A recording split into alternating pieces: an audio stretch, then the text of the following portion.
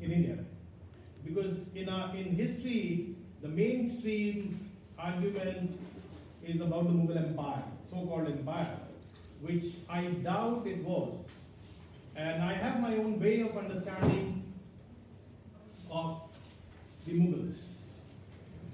So there were different factors working together, and I'm actually working on that. But as part of my own understanding of the 17th century situation, I decided to give you some inputs, although it is still work in progress. I will not be speaking much on the Mughal Empire because I'm still working on many of the documents. But then I'll be talking about climate change in general and how it is associated with the society.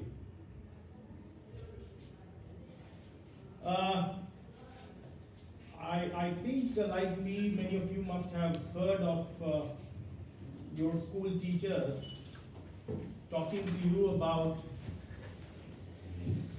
when she's giving the geography lesson to you, she will tell you that, this earth was so warm many years ago that humans could not have survived.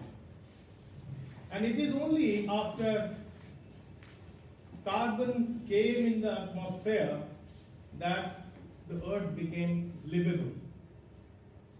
I, at that time, was not in a position, we were not questioning these teachers like we do today.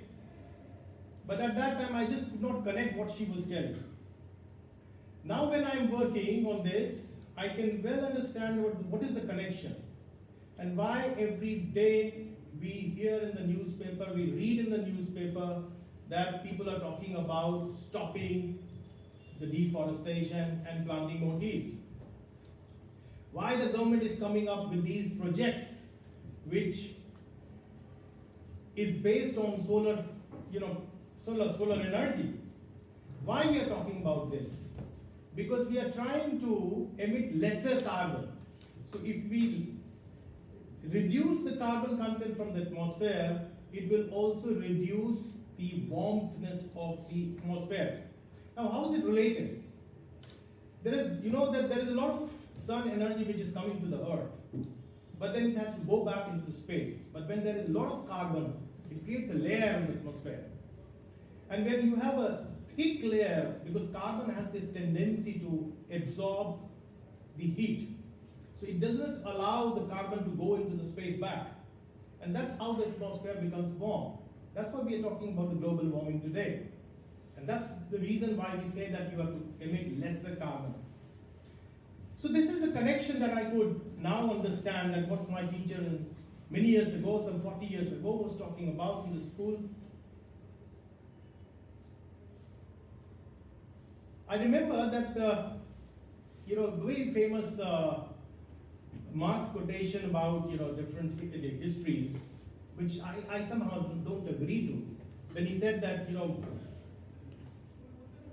man makes his own history, but then he makes it in his own way, but then there are other circumstances which do not allow the man to do that. It's not the exact one, but this is the nutshell of what Marx was talking about. I think that there has been, I think that there are other factors, the non-human factors which are involved there. Because when Marx is talking about all this, he's talking only in terms of human factors. He's talking only in terms of, the transitions that are taking place. But there are certain factors which you cannot deny, and these are non-human factors which also influence histories.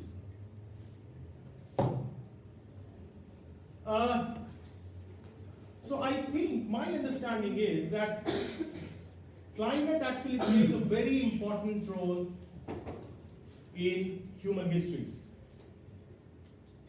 But then the moment we say that climate plays an important role, are we talking about some kind of environmental determinism? We are not.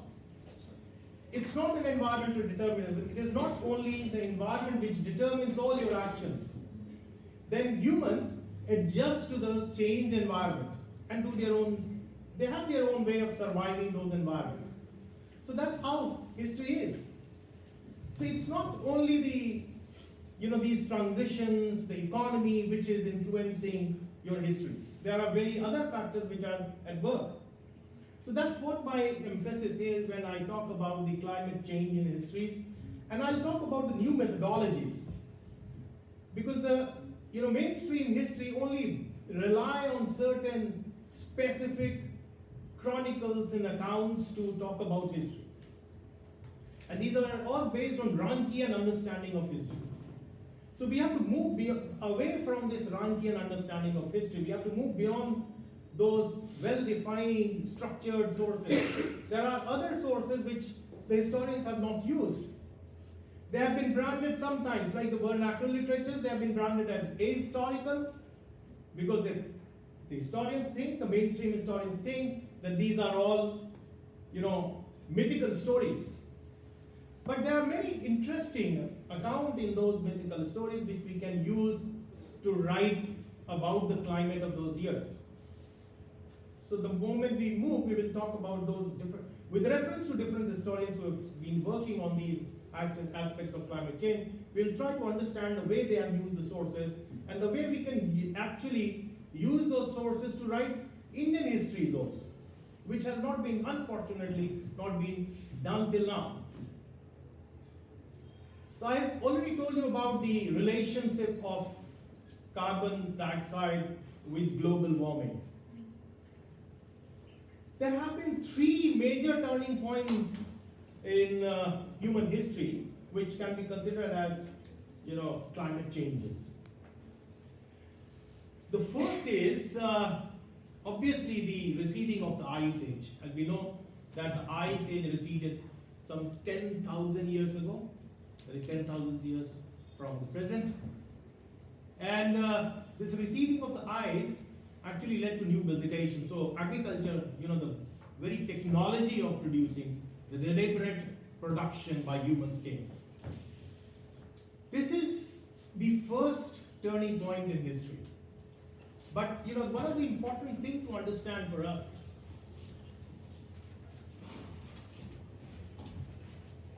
one of the first important thing is that when we talk about these climate changes, the most influencing factor for this change is the change in nature. It's the natural phenomena which is changing everything.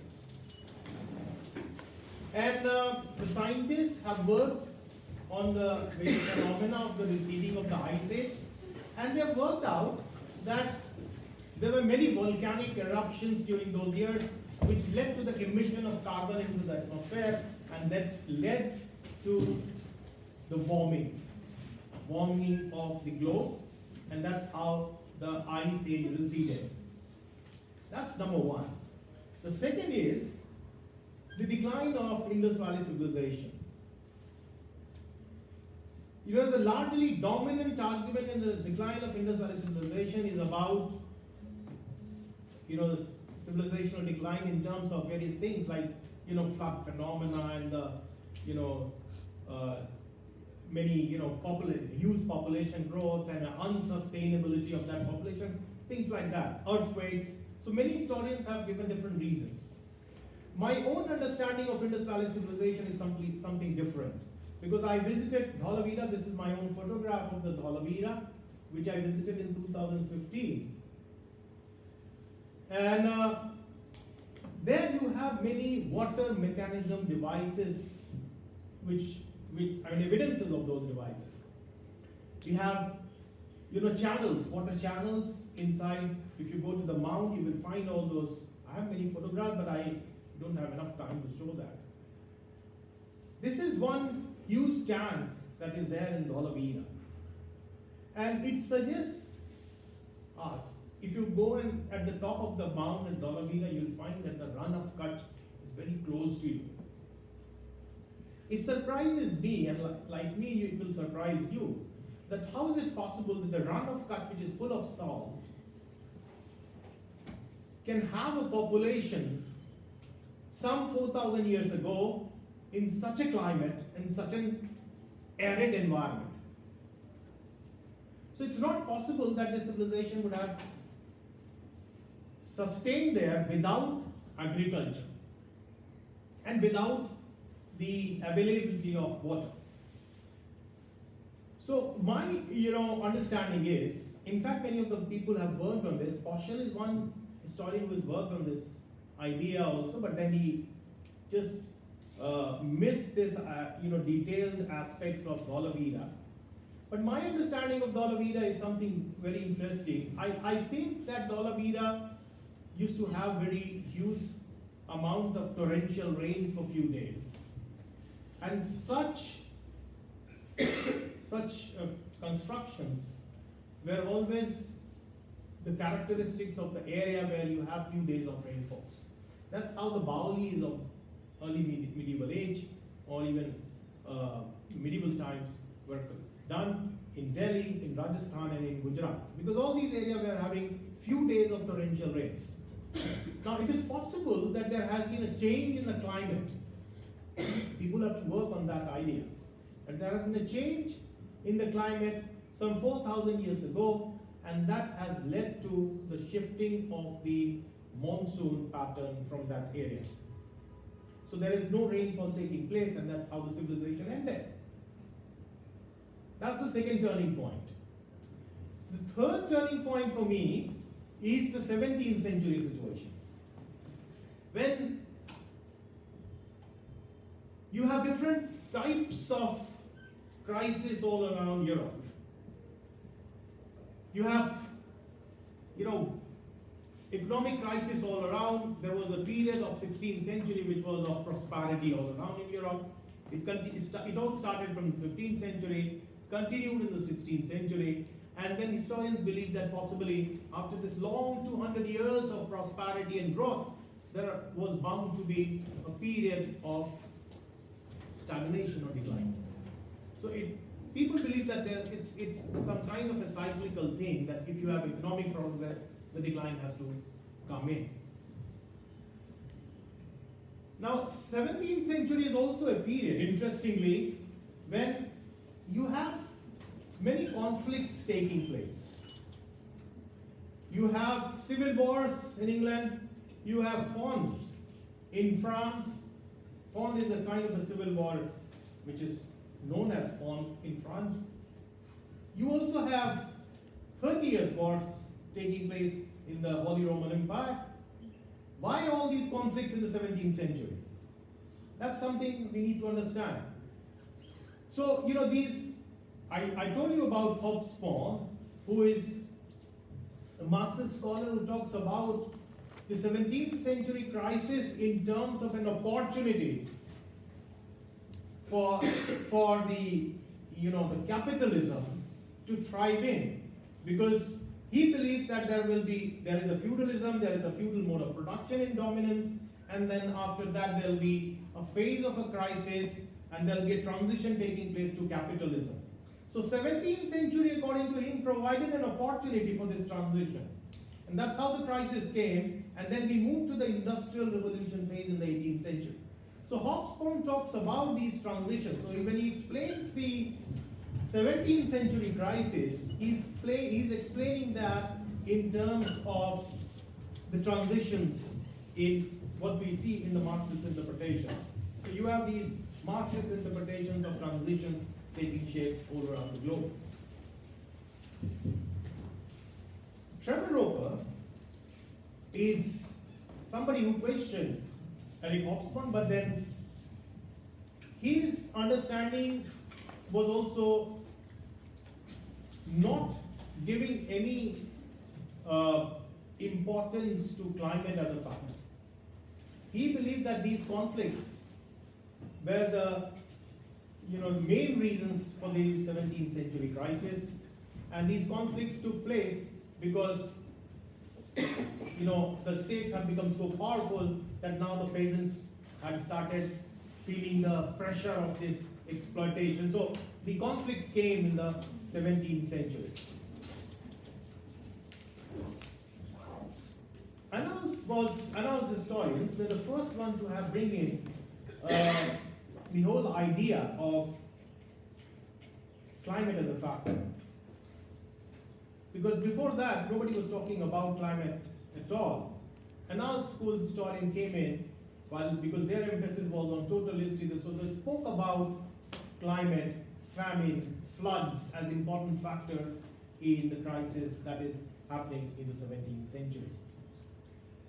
Now, following up from the annals historians, this historian, Gustav Storm,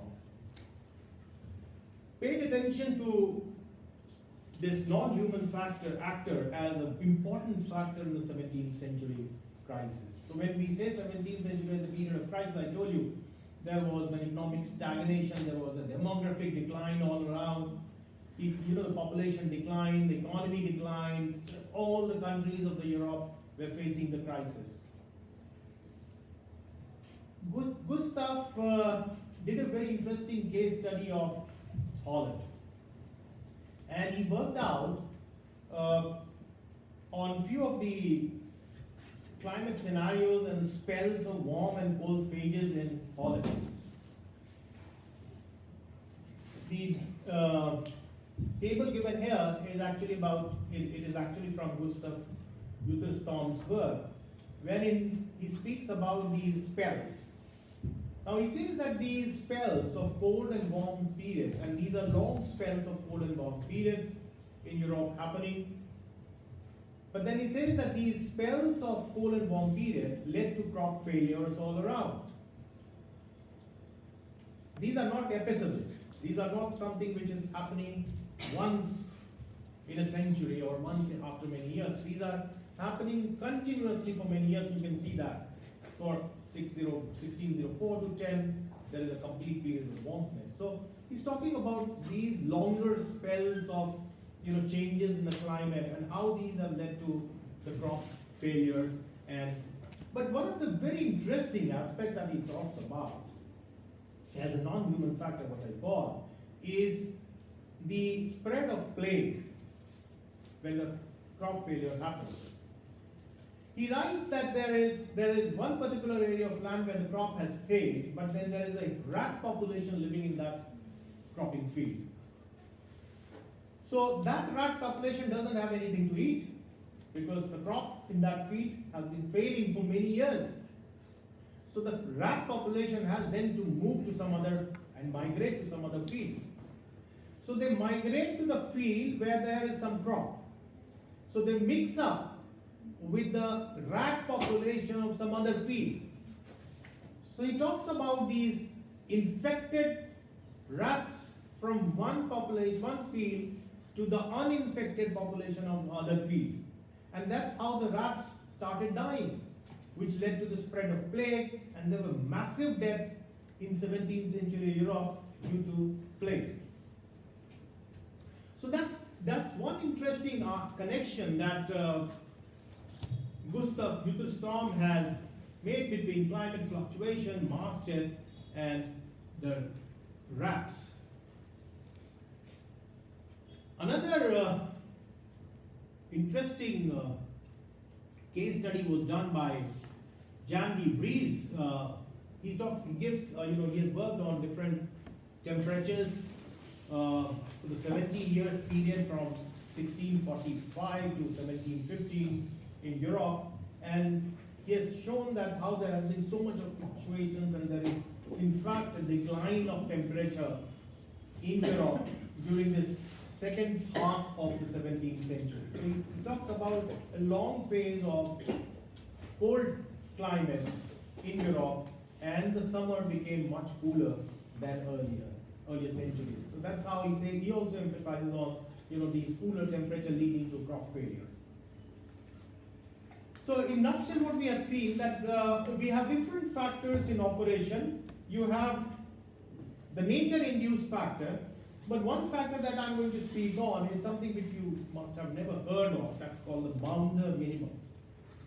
And this is another nature-related factor which has led to the climate changes in the 17th century Northern Hemisphere. The other factor, which has been emphasized by Brian Fagan, is the negative NAO, that's called the North Atlantic Oscillation. And then a very recent publication, very recent one, few months back, there has been a very interesting work published in the journal Science, which talks about the Columbian exchange and its connection with 17th century polar climates. So I'll talk about these very briefly. How much time is left for me? 20 minutes more. Okay. So I'll just give you a brief idea about all these three phenomena which are so important for us when we do climate changes.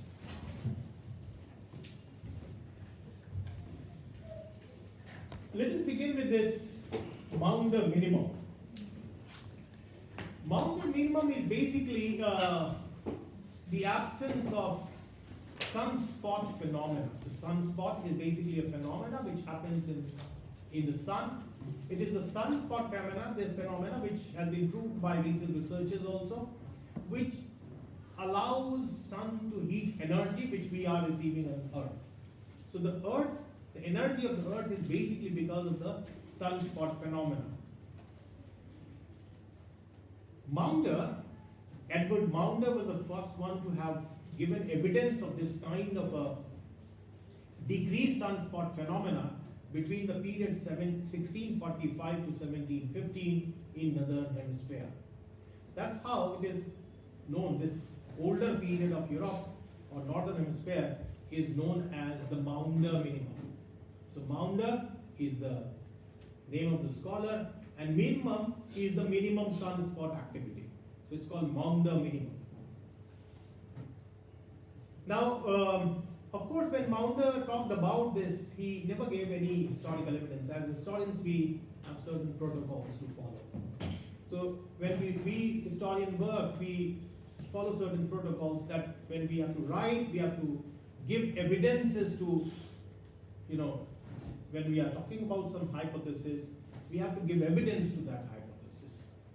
So John Vries is one historian who has, John Eddy, I'm forgetting his name. So John Eddy is somebody who went to the archives and looked at the documents of the 17th century to figure out whether a sunspot was being observed during those years or not. Because Maunder is talking about all this, because he's a geological scientist and is talking about sunspot phenomena, reduced sunspot phenomena in the 17th century, but he has not been able to give any historical evidence for that. So here is a person who goes to the archives and looks for those evidences. And he has figured out few of the sketches like this from the 17th century, wherein there are astronomers looking at the sun and they are trying to read the activities of the sun. He also finds out many of the evidences and the details where people were observing sun with naked eyes. Obviously it can't be seen with the naked eyes, but then the images of the sun were projected on pages, on sheet of paper, and then activity of the sun was observed. Now these are the details which you have in the archival documents from the 17th century, and that's how he has proved. Another figure, this is a very famous astronomer of 17th century, Valius, who did many observations of the sun during those years. Now this is also a period, interestingly, when Louis XIV is the ruler of France.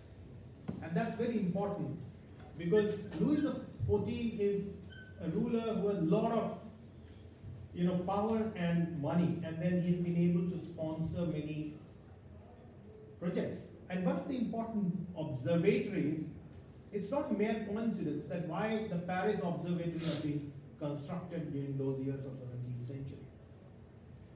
Another very interesting, the Greenwich Mean Time that you hear of, the Greenwich was actually constructed in the 17th century. Galileo, Newton, all these were from 17th century. They discovered telescope and they tried to understand the activities of the sun, and these are all, details given in many of the sources from the 17th century. Now, obviously, when Eddie is talking about all this based on his archival sources, he then goes back to the scientists also and to figures out whether this sunspot phenomena is actually relevant. Is it a reality? And then when he understands that it is a reality, because now the new scientific methodologies and new scientific studies have shown that sunspot phenomena is actually taking place, then he goes back to few of the dendrochronologists, few of the experts who worked on the tree rings, and then tries to understand the carbon element of the 17th century in the tree rings. Now, the carbon-14 concentration in the tree rings have also suggested that there was sunspot phenomena there in the 17th century. I will not go into the detail of how he has been able to figure out that, because we do not have enough time. I straight away move to the second one. That's another reason. And I told you that why sunspot phenomena, because when there is lesser release of heat, when lesser amount of sunspot activity is taking place, there will be lesser release of energy from the sun. So the heat coming to the earth will be lesser, and that's how the temperature of the earth will be cooler. So that's how the sunspot phenomena and the decrease in the sunspot activity is associated with the cooler climate of the 17th century. The second one is the phenomena of negative NAO, that is called the North Atlantic Oscillation. North Atlantic Oscillation is basically, Atlantic Ocean is basically a very unstable climatic zone, and you have cold and warm currents moving from the Atlantic going towards Europe. So in the normal phase of this oscillation, what we call as the North Atlantic Oscillation, circulation of the winds, it is the warm currents which are going towards Europe. But when we say there is a negative oscillation, it's the colder currents which are going towards Europe. So that's how we call it a negative period of North Atlantic Oscillation. Brian Fagan has emphasized on this idea, this aspect of negative NAO when he's talking about the Little Ice Age. So this is another nature aspect which have been talked about by historians based on many of the sources of the 17th century, and also on the basis of many of the scientific studies of the 17th century. In history nowadays, like I specialize on environmental history, so in history we have been doing a lot of research in combination with the scientists, because we think that history, in early years history was only confined to social sciences and the sources of the social sciences. But now we are forging these two cultures of humanities and science and trying to come up with interesting arguments related to histories. So we think that when these two cultures of humanities and science can be combined, we can have very interesting histories, and that's why we take help from many of the scientists. The conclusions drawn by the scientists are taken as sources and are used as sources by historians to do histories of different periods and different regions of the world. Now, the third one that I'm talking about, which is anthropogenic change, and when we say anthropogenic, it's about the human-induced change. So we talked about the nature factor, we talked about the non-human factor. We are now talking about a human factor in action. So most of the historians who have been writing on the 17th century climate change, they are giving emphasis on the nature, that how nature has worked on this whole idea of little ice age. And you've seen that those who have not been talking about climate as a factor, they have been emphasizing a lot on the human factor, the economic factor as a factor for the 17th century crisis. But there is another human factor which has not been discussed at all by many of the historians, but then very recent work by Alexander Koch and his team, because I'm just mentioning Alexander Koch because he's the lead author of that article. He speaks about this. He speaks about the Columbian exchange phenomena which happened after the discovery of America in 1492 by Christopher Columbus. Now the result and implication of Christopher Columbus' discovery of America was tremendous. Tremendous because it actually connected the old world with the new world. Old world belonging to Europe, Africa, Asia, and the new world which is North America and South America. Before 1492, the two worlds were so separated that nobody knew that there is another world existing. So it is for the first time that in 1492, when Christopher Columbus discovered America, that people came to know about these newer lands. But with these, when Christopher Columbus reaches there, it had huge implication for the later centuries. Because after his going to America, there were exchanges of many kinds. And I think that this exchange was a tsunami of unintentional bioterrorism. Now, why I call this a bioterrorism? Because it led to huge deaths.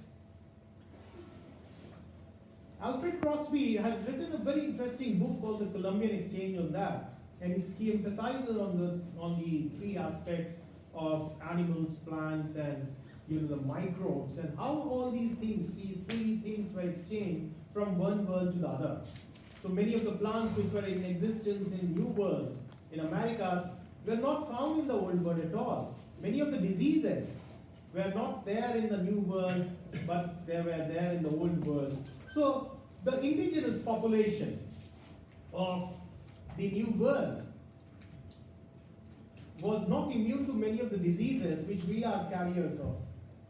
We are carriers of many of the microbes and diseases, but then when they come in contact with the people of the New World, it led to the spread of those diseases and massive deaths.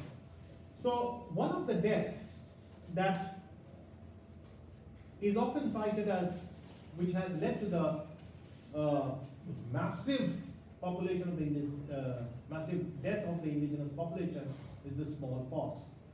It's not that the disease like smallpox went from the old world to the new world. There were many diseases like the syphilis as one disease which came from the new world to the old world. There is a very interesting story of this transfer of syphilis as a disease from the new world to the old world. Sometimes later we can talk about that.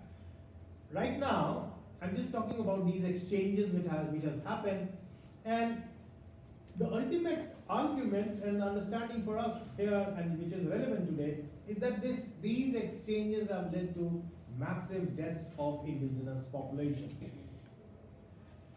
Now, Alexander Koch has given a very interesting argument about this. He says that when there were massive deaths, the earlier lands which were being cropped and cultivated by the indigenous population became abandoned now. And once these huge area of land, some 55 million hectares of land, which became abandoned, in the 16th century, there were new plantations and trees which came up. And you know what, I just mentioned that you have more trees and plantations, the carbon would be absorbed from the atmosphere. So because of this natural vegetation, what he calls as the secondary succession. So because of this secondary succession, there were new plantations and all the carbon from the atmosphere, not all, but much of the carbon from the atmosphere was absorbed by these plants, huge area of trees and plants which came up in the newer world, and this led to the reduction of the global temperature. Now obviously, when Alexander Koch has given these arguments and he has drawn these conclusions, he has worked on very scientific line. He's given all these evidences and graphs and many scientific tools that he has used to figure out the depth, figure out the depths, to figure out the growth of plantations. He has worked on the tree rings, the dendrochronology, everything. So it's very scientific work. So the conclusion is relevant to us, which says that there has been a human factor actually involved in this kind of reduction of temperature in the 17th century, what we call as the anthropogenic factor in climate change. Right. Okay. So I'll just finish off with this very interesting passage from Brian Fagan, who wrote a book called Middle Ice Age in 2001. There are many works on Little Ice Age, the 17th century climate change, but there are 3-4 very interesting works. There's one by Brian Fagan, the other one is Jeffrey Parker, very interesting book called The Global Crisis. And the third one is a very recent publication written by one of my colleagues called The Frigid Golden Age. It talks about the implications of the Little Ice Age on Dutch Republic. But then when Jeffrey Parker and many other historians have talked about the crisis all around in the 17th century, Dagmar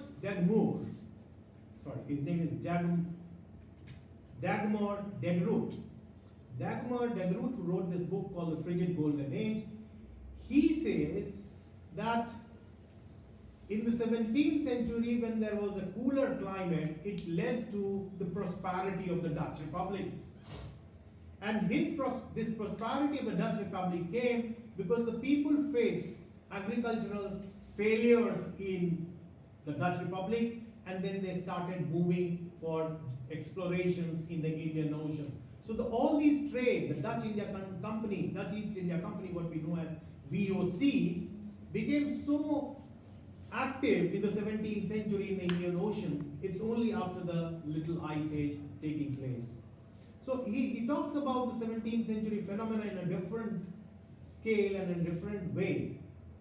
And he says that it's not all these countries of the world, all the countries of the world do not face the same situations.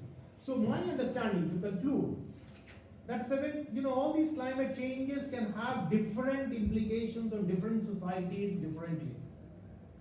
And it is a misbelief that because today we are talking about global warming and climate change, it's a misbelief that the richer would be able to survive the climate changes. Because the historical evidences suggest that many of the very richer nations and societies have failed and they have gone into the phase of decline because of the climate change in the past. Countries like France, Spain, England, these are all very rich and powerful nations. They all faced a period of crisis when the Little Ice Age came or the climate change happened. Obviously, we don't have time enough to talk about the Mughal Empire, but I have very interesting way to, interesting things to say about the Mughal Empire sometimes later. But thank you so much for listening to me and my conversation with you.